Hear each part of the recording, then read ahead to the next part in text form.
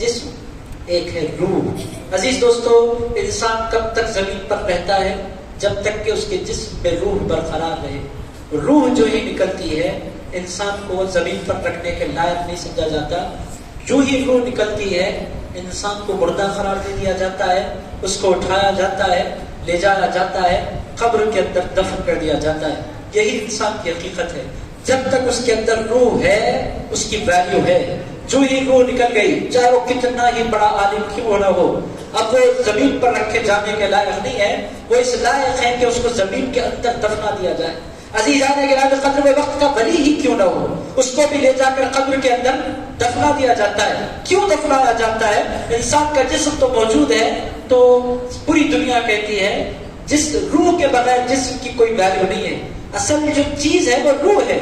روح سلامت ہے تو جسم کی ویلیو ہے۔ روح نکل گئی، جسم اس لائق نہیں ہے کہ اس کو رکھا جائے، اس کا نام تک اس سے چھین لیا جاتا ہے۔ انتقال جو ہے انسان کر جاتا ہے، یہ نہیں پوچھا جاتا عالم صاحب کا جنازہ کب اٹھایا جا رہا ہے، یہ پوچھا جاتا ہے میت کو کب دفنایا جا رہا ہے، جنازہ کب اٹھایا جا رہا ہے۔ اس کا نام چھین لیا جاتا ہے، اس کو نام کے بجائے میت کہہ کر پکارا جاتا ہے، جنازہ کہہ کر پکارا جاتا ہے۔ عزیز دوستو، یہی حقیقت ہے۔ انسان دو چیزوں سے بنا۔ عزیزان گرامی القدر، میں بہت زیادہ تحقیقی بات نہیں کر رہا، آسان سی بات آپ کی خدمت پیش کر رہا ہوں۔ انسان بنا کس سے ہے؟ اللہ پاک نے فرمایا وَلَقَدْ خَلَقْنَا الْإِنسَانَ مِنْ سُلَالَةٍ مِنْ طِينٍ، ہم نے انسان کو بجتی ہوئی مٹی سے بنایا۔ خَلَقَ الْإِنسَانَ مِنْ صَلْصَالٍ كَالْفَخَّارِ وَلَقَدْ خَلَقْنَا الْإِنسَانَ مِنْ صَلْصَالٍ مِنْ حَمَإٍ مَسْنُونٍ۔ اللہ پاک نے بار بار قرآن مجید میں ذکر فرمایا ہم نے انسان کو مٹی سے پیدا فرمایا، مٹی سے پیدا فرمایا، مٹی سے پیدا فرمایا۔ انسان کی جو اصل ہے وہ مٹی ہے۔ اور عزیزان گرامی القدر، انسان کو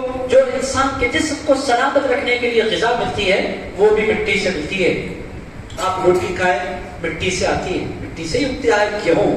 عزیزان گرامی القدر، آپ چاول کھائیں مٹی سے نکلتا ہے، زمین سے نکلتا ہے۔ انسان کا جسم بھی مٹی سے ہے، اس کو ملنے والی غذائیں بھی مٹی سے اللہ رب العزت نہایت فرماتا ہے جو کھائیں، آم کھائیں، جام کھائیں، انار کھائیں۔ آپ بولیں گے آئس کریم ہم کھاتے وہ تو مٹی سے نہیں نکلتی۔ آئس کریم میں جو چیزیں آپ ڈالتے ہیں وہ مٹی سے ہی نکلا کرتی ہیں۔ آپ بولیں گے میں تو بریانی کھاتا ہوں، گوشت کھاتا ہوں، گوشت تو مٹی سے نہیں نکلتا۔ مگر جانوروں کی جو اصل ہے وہ بھی مٹی ہی ہے، وہ بھی مٹی سے بنائے گئے ہیں۔ جانوروں کی اصل مٹی ہے۔ عزیز دوستو، انسان دو چیزوں سے بنا، ایک ہے جسم، ایک ہے روح۔ جسم چونکہ مٹی سے بنا تو اللہ نے جتنی غذائیں اس کو عنایت فرمائی وہ ساری کی ساری غذائیں اللہ نے مٹی سے بنائی اور مٹی سے عنایت فرمائی۔ اب آپ پوچھ لیں، آپ جس چیز کو امیجن کریں گے کھانے کی، آپ اس پہ ہاتھ پیر لگائیں، کوشش کریں اس کو خوبصورت بنائیں، اس کو لذیذ بنائیں، مختلف چیزیں ایڈ کریں، مگر آپ جو بھی ایڈ کریں گے اس کی اصل جو ہوگی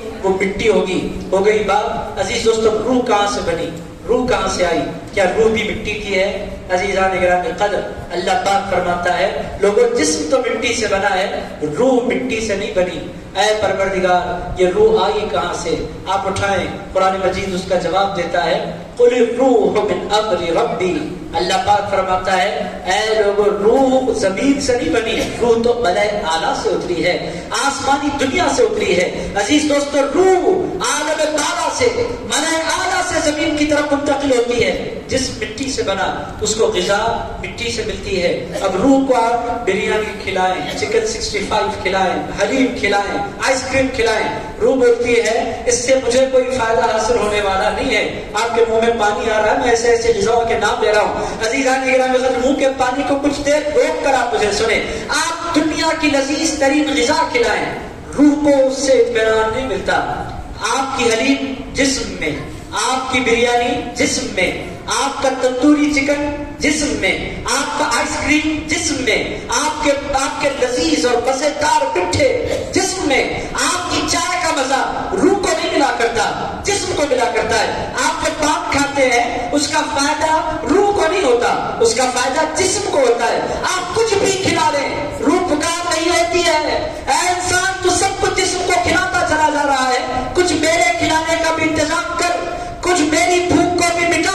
جب آپ روح کی جانب متوجہ ہوں گے اور اس سے پوچھیں گے اے روح تو کیا کھاتی ہے، تجھے کس سے اطمینان ملتا ہے، تو کیسے راحت حاصل کرتی ہے، روح کہتی ہے میں یہاں کی رہنے والی نہیں ہوں، میں بڑے بڑے آلہ کی، عالم دولہ کی، اللہ کے جوار کی رہنے والی ہوں۔ اور اے لوگوں، مجھے اگر خوش کرنا چاہتے ہو زمینی غذائیں مت کھلاؤ، پروردگار کا کلام سناؤ تو خوش ہو جاؤ گے۔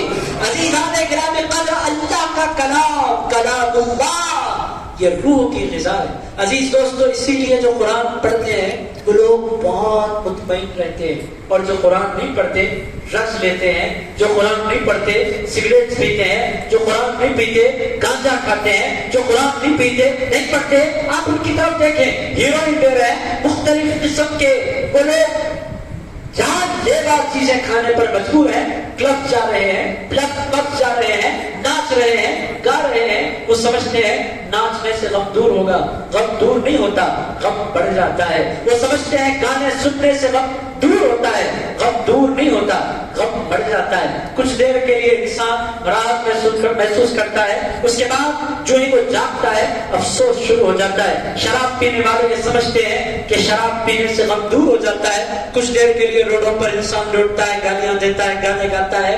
عزیزان گرامی، جو ہی ہوش آ جاتا ہے لوٹ کر، پھر غم شروع ہوتا ہے، افسوس شروع ہوتا ہے، طبیعت بیٹھنے لگتی ہے، صحت جواب دے جاتی ہے۔ عزیز دوستو، سکون کس میں ہے؟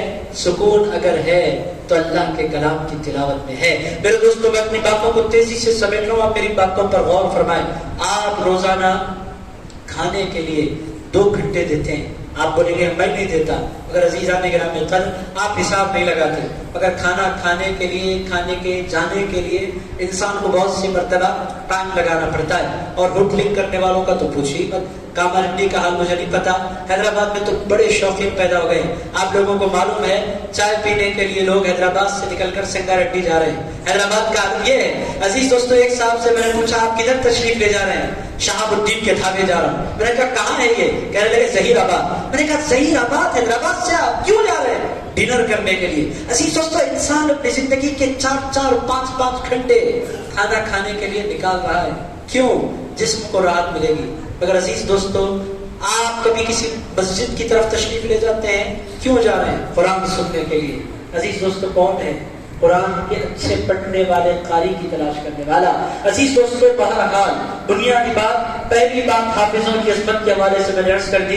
ان کی عظمت یہ ہے کہ ان کے سینے میں نور ہوتا ہے، ان کے سر پر تاج ہوتا ہے، ان کی قبر کا فرشتے طواف کرتے ہیں، اللہ رب العزت ان کو دنیا میں عزتوں سے نوازتا ہے۔ قرآن پڑھنے والا کبھی ذلیل نہیں ہوتا، قرآن پڑھنے والا کبھی رسوا نہیں ہوتا، قرآن پڑھنے والا عزت والا ہوتا ہے، احترام والا ہوتا ہے۔ اب آپ دیکھیں کہ ساری کی ساری کامارڈی کی آبادی ہے کہ نہیں؟ سارے کے سارے کامارڈی کے لوگ ہیں، مگر ایک صاحب کو آپ نے کرسی پر بٹھایا۔ عزیزان گرامی قدر، کیوں بٹھایا؟ میں آپ سے پوچھتا ہوں، ان کو کرسی پر آپ نے کیوں بٹھایا؟ سارے لوگ پیچھے کیوں بیٹھے؟ ان کو یہ عزت کیوں مل رہی ہے؟ کوئی نہ کوئی تو سبب ہوگا۔ یہ کوئی دوسری بستی سے آنے والے ہیں، آپ نے مجھے چاہا، مجھے کرسی دی، مجھے بٹھایا، خیر میں مہمان بن کر آیا۔ یہ تو مہمان بن کر نہیں آئے، یہ تو آپ کی اپنی بستی سے اٹھے، آپ نے ان کو عزت دی، ان کو احترام دیا، ان کو کرسی دی، ان کی گلپوشی کی، ان کی تقریر سماعت کی۔ سبب کیا ہے؟ آپ ایک ہی جواب دیں گے، اس واسطے میں ان کی عزت کر رہے ہیں کہ ان کے سینے میں قرآن پایا جاتا ہے۔ عزیزان گرامی قدر، ڈاکٹر ہو تو بھی پیچھے کھڑا ہو جاتا ہے، انجینئر ہو تو بھی پیچھے کھڑا ہو جاتا ہے، چیف جسٹس ہو تو بھی پیچھے کھڑا ہو جاتا ہے، چیف منسٹر ہو تو بھی پیچھے کھڑا ہو جاتا ہے۔ جب ایک حافظ مسجد میں تشریف لاتا ہے، دنیا کو پتا چلتا ہے قرآن نہیں پڑھنے والے کا مقام اور ہے، قرآن یاد کرنے والے کا مقام اور ہے، قرآن کو اپنے سینے میں بسانے والے کی عظمتیں کچھ اور ہوا کرتی ہیں۔ تو عزیز دوستو، قرآن والوں کی عظمت یہ بھی آپ کی سمجھ میں آ گئی، اور پھر یہ بھی سمجھ میں آ گیا کہ قرآن سے ریلیٹڈ ہماری ذمہ داری کیا ہے۔ میرے دوستوں، میں کتنے نوجوانوں سے اس وقت پوچھ رہا ہوں، بیٹے آپ قرآن روزانہ پڑھتے ہیں؟ نہیں، میرے کو قرآن پڑھنے کا ٹائم نہیں ملتا۔ مجھ سے لوگ کہہ رہے ہیں، عزیزان گرامی قدر، نوجوان مجھ سے کہتے ہیں مجھے قرآن پڑھنے کا ٹائم نہیں ملتا۔ کتنے نوجوانوں سے میں پوچھتا ہوں آپ قرآن کی مجھے 10 صورتیں سنا دیں، آخری 10 صورتیں الگ طرح سے لے کر والناس تک۔ انا اعطینا پڑھ لیتے ہیں، قل هو اللہ پڑھ لیتے ہیں، قل یا ایھا الکافرون نہیں سنا پاتے، ارأیت الذی یکذب بالدین سنا۔ یہ ہے ہماری دوری۔ عرب دنیا کا حال کیا ہے؟ لاکھ خرابیوں کے باوجود عرب دنیا کی خصوصیت کیا ہے؟ کتنے بچوں سے میں نے ملاقاتیں کی مدینہ منورہ میں، عراق میں، قطر میں، کویت میں، دبئی میں، جب بھی عرب بچے مجھ سے ملتے ہیں میں ان سے پوچھتا ہوں آپ کو کچھ قرآن یاد ہے؟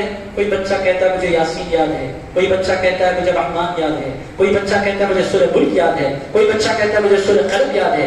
عزیز آپ وہاں کے چھوٹے چھوٹے بچے 2 پاروں کے، 2.5 پاروں کے، 3 پاروں کے آپس بن جایا کرتے ہیں، اور ہمارے پاس حال کیا ہے؟ عمر بوڑھی ہو جاتی ہے، یاسین تو یاسین ہے، سورۃ الضحیٰ بھی اچھی طرح سنا نہیں پاتے۔